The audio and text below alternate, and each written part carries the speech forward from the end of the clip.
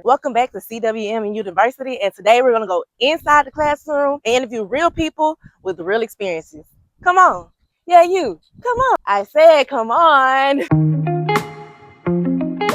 When I first went to college, I was studying criminal justice. I wanted to be Olivia Benson. You have to have a lot of patience because you are going to tell kids, get in line, stop doing it, turn around, sit down. Welcome back to this episode of Inside the Classroom. Today we have Nisa with us. She is a kindergarten assistant teacher, and we're going to get her perspective on inside the classroom. So one thing I talk about on my channel is building relationships with students and how important it is to your classroom management and how well your classroom moves, depending on how the students feel that you feel about them. Right. So how do you build relationships with your students? One way is, like I said, we do a lot of singing and dancing, especially coming in the morning when they first come in. Good morning. How are you? How they doing? Did you have a good night?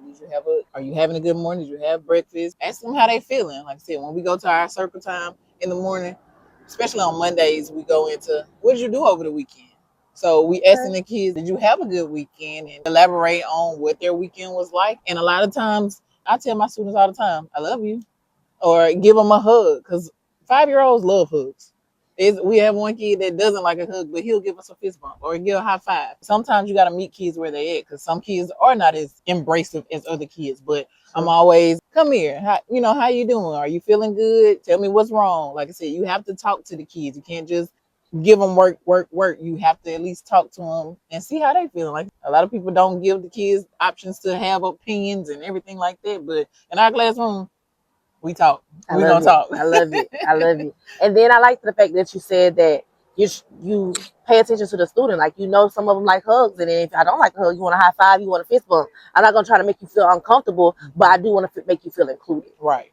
And make you feel included. Well, however it makes you comfortable. Mm-hmm. More people did that in the world will be better. Hello. Since this kindergarten thing is all new to me, how do you make sure that a kindergartner feels safe and respected in your classroom? Really just the repetition, like from the get-go, coming into the classroom, we always, let them know, like, it's fun. This is a safe environment. Anything going wrong, you can always come and tell us. You can always come and talk to us. Nothing is never out of the question. Like I said, we always ask for feedback in our classroom. Sometimes we ask them, what do they need to feel comfortable? They'll let us know they want to do candy throughout the day, or they want to do a sticker a day or something like that. So that's some stuff, like if I say I want a sticker and you give me a sticker, I feel respected. If I ask you for something and you do it for me, I feel respected. Like I've mentioned before on this channel, when environments are predictable, students feel safer, especially when they're predictable in a good way. I know my teacher's going to tell me good morning. I know she's going to check on me. I can voice my opinion without getting in trouble, and it'd be taken into consideration. Right. When things are predictable, students feel safe. All right, my favorite topic, classroom management. From a scale from 1 to 10, how important do you think classroom management is the first part. Mm-hmm. And the second part is going to be, what is your definition of classroom management? Like, if I had to tell somebody what classroom management is, what does that mean to Nisa? Okay, on a scale of 1 to 10, 10, especially for kindergarten. Why you say 10? Because you have to have structure in a kindergarten class. Because I would imagine so. Like I said, you have kids that have a lot going on. They jittery out, so you gotta let them know, like, hey, sit down. We're gonna do our work. Then we'll go to the carpet and move around and give us a little, like I said, a little brain break to let them know, like, you can have some movement sometimes. You're not gonna want a kindergarten to sit for 8 hours a day. Impossible. Impossible. Even fourth, fifth graders. Sixth graders can't do it. So I know a kindergarten can't do it. I can't do it. So Why would you expect that from a child? Exactly. My definition of classroom management will be structure in a group setting, managing different bodies in a structured way. And some of the things you've mentioned before, which ties into classroom management, your class is predictable. Mm-hmm. And you let the students know what they're doing before they do it. That's very important. Mm-hmm. For students in general to know what's coming up. So then I'm not anxious. I'm not scared. I can move freely, and I can pay attention to what I need to pay attention to. Mm-hmm. See, I'm managing them by making it predictable, making it fun, making it engaging. Right. And I'm not worried about hitting my friend upside the head because I'm trying to catch this snowball that has cat on it. So I can say my word is cat, right. C-A-T. I'm engaged in my learning. And when a classroom is managed well, is predictable, the students are engaged, and the learning shoots up. So you said you've been teaching for 5 years. So based on everything you've learned in those 5 years, if you could go back and tell the niece that started teaching right before that first year, if you could tell her something that you've learned to help her year go better or her 5 years go better, what would you tell her? I would tell her your patience is everything. Your patience is everything. Okay. I'm blessed that I have a lot of patience because I've always growing up. I used to ask God like, why do I have all this patience? But I see now why I have it, because the little ones, you need that patience. It's gonna be some rough days. It's gonna be some days you don't want to come back, but you're gonna get through it because at the end of the day, you love those kids, and that's the biggest thing. Like I said, we're the first line that kids come to, because some kids don't go to daycare. Some kids learn at home. You just have to be open to all types of learning. So just open your mind and be free to whatever comes your way, because you're going to be able to handle it every single day, every single minute, every single hour. I love it. I love it. I love it. Comment below what is some advice that you would give yourself if you are a teacher now, if you could go back and tell yourself some advice to make sure that your teaching years are easier. Comment below. So I'm just so interested in kindergarten because the Lord didn't give me the patience he gave Lisa. Okay? He gave me some patience, but it wasn't enough to do kindergarten. From what I know about kindergarten, I like to think about singing and just different sayings to help the students make sure they're on track. So let the people know, what are some sayings that y'all have, or maybe some songs that y'all do a lot that the kids, like the little jig a little bit too. Listen, I'm gonna tell y'all one person that y'all need to listen to. Jack Hartman.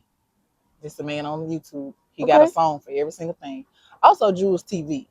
Jules TV has a lot of kid songs. Well, I'm gonna say they got millennial songs, beats, but they break it down for the kids. Okay, so, kindergarten teachers. So it's the one that say it's like count with me 1, 2, 3, 4, 5, 6, but it's to Throat Baby, the Throat Baby song. But yeah. Anyway, like I said, when we go to our phonics, we do our phonics. Something we always tell our kids. Every day is always the same. You pick up your pencil and then write your name. So every time they get a paper, they say that saying because they're like, okay, I got to write my name on my paper. So that's always in their head. Like I said, we always say, write your name, write your name. They get tired of us, but they'll say it right behind us. I'm going to say probably sing it right behind you. And like I said, when we're in the hallway, you got to hold the door. We have door holders. We be like, you could do it, put your back into it. So, like I said, I love us. I love it. Always coming up with some kind of saying that they can say. Okay, so your other partner teacher, she likes singing too. Yes, love it. That's a match made in heaven, baby. If you and your partner teacher could be on the same mindset, yes, great things can happen. Yes, we love it. Oh, by the way, all my kindergarten teachers, tap in the comments, put a pencil so we know that you represent those kindergartens, because God bless all of you. Okay. We know that just working in general can be stressful, but teaching has a different level of stress, I feel, because there's so many things that you have to be during the day. You have to be mom, you have to be the doctor, you have to be the lawyer sometimes, figure out who stole who crayon. Yes. And it can get stressful. So what do you do to keep the stress levels down? One thing I do, I work out a lot. So after I work out before I come to school, and sometimes I do it after school, and then sometimes I just go home and decompress. Love quiet time, or listen to music and stuff like that. Oh, I promise. When I was teaching, I had to have like the first hour after work. Don't say nothing to me. I've been listening to noise all day. I need some peace and quiet. And like I said, I don't have any kids, so it is like I can go home and it's quiet. But don't talk to me. Nobody call me. Like I talk to kids all day. I run my mouth all day. I yap all day. I don't want to yap talk no more. Okay, so you do a lot of working out, which that helps. So if you like to work out and you haven't worked out recently, do that. It can help your stress levels come down. It's very helpful. And then you find your peace of mind as well. I've mentioned before about teachers being compensated low and having to have second jobs to make up the salary we don't get. Yeah. When I was teaching, I had several part-time jobs, which I'll talk about in another video. But I noticed that you do social media. Is your goal for social media for that to be a supplemental income for teaching? Or what is your goal? Like, why did you start social media? Which I will include some of her TikTok videos here so I can see her. What was your goal for being so active on social media? Because you're there. I'm there. I post something. I'm like, oh, Lisa done posted something. She's there. She's active. So yes, I do want it to be, some sort of income. But like I said, I love telling about my life. You can teach and have an outside life as well and still have fun. It's not all about just work, work, work, work, work. And like I said, that's another way I decompress using social media. Another way to get rid of stress. Yeah, it's just being free, being open, being just yourself, being a professional, and then outside world. So yes, I do want to be tied one day for my social media platforms. Ain't nothing wrong with that. So being a teacher, sometimes social media can get a little tricky. Is there a stipulation from your job for what you can or cannot post? Not so much. I do try to be mindful that, because TikTok is open. So I've had some of my students come up and be like, Miss Johnson, I seen your TikTok. And I'm like, which one? And it was like, oh, I seen the one of, you eating crawfish, because my kids know I love crawfish. But they're like, oh, I seen this one or that one. And then they'll say, oh, my teacher is famous. And I'm like, I ain't there yet. But I do try to make sure it's something that I would want my kids to see or be okay with seeing it. And yes, sometimes I wear something that's fitting or something like that. But I mean, you're still a person outside of teaching. Right. So nobody say you're still a person outside of teaching. Right. So basically, your school is not putting stipulations. No. You try to put your own stipulations based on who may access your videos. As far as your TikTok, I noticed that you have an outfit of the day series. How did you come up with that? And you shot a little song with everything that goes with it. How did you come up with that? Like I said, I love to sing. So one day I was just thinking, I was like, I want to start doing like Get Ready With Me or Outfit of the Day. And I just was like, I don't even know how I came up with it. I just sitting there and I was like, hey, it's the outfit of the day.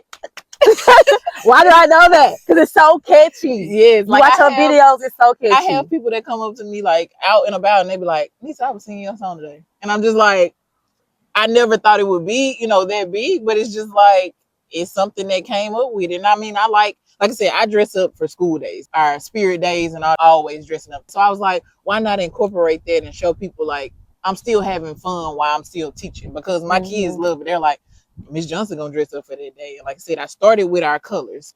Every week we had a color. So I'm dressing in a color or I'm dressing as a character or something like that. So I was just like, hey, this is something fun to do and also show the world teaching can be a great thing long as you having fun with it. I agree. And it's very catchy. Y'all should check it out. I'm going to try to put a video on the screen so y'all can see. Hey. It's the outfit of the day. Okay, we got to the part where we're going to play our Would You Rather game. So, Would You Rather segment. All right, I'm going to ask you, would you rather this or that? You have to pick one. And if I don't agree, I'm going to let you know. Okay. Don't mean you can change your answer, but I'm just going to let you know. Okay? All right, so first one. Would you rather grade papers all night or wake up at 4 a.m. for school? Is it I'm waking up for school? Yeah. Okay. I wake up. You'll wake up? I wake up. So you like to get up in the mornings? Yeah. That's why I asked, because I get up and go to the gym at 5 o'clock. So it's like part of your routine anyway. So another hour extra early. It's okay. Okay. I give you that. All right. Next one. Would you rather a class that never talks or a class that won't stop talking?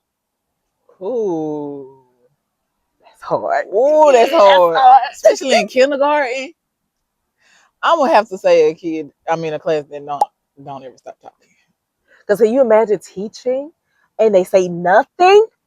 A quiet classroom always scared me. Yes. If I didn't hear noise, I knew I had to be alert. Because in middle school, that means somebody probably about to start fighting. Okay. I don't know what that means in kindergarten, but a silent classroom scares me. Yeah. Would you want to always be 10 minutes early or 10 minutes late?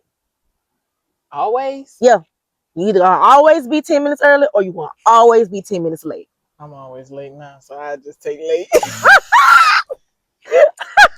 Let's go ahead and go to this routine. I'm late. I'll have to be early. I'm going to be there, but I'm going to be late. But you're going to be late. At least you know. You know yourself. Let's be honest. Next one. You have to write with this forever, okay? So would you rather write with a crayon forever or a marker?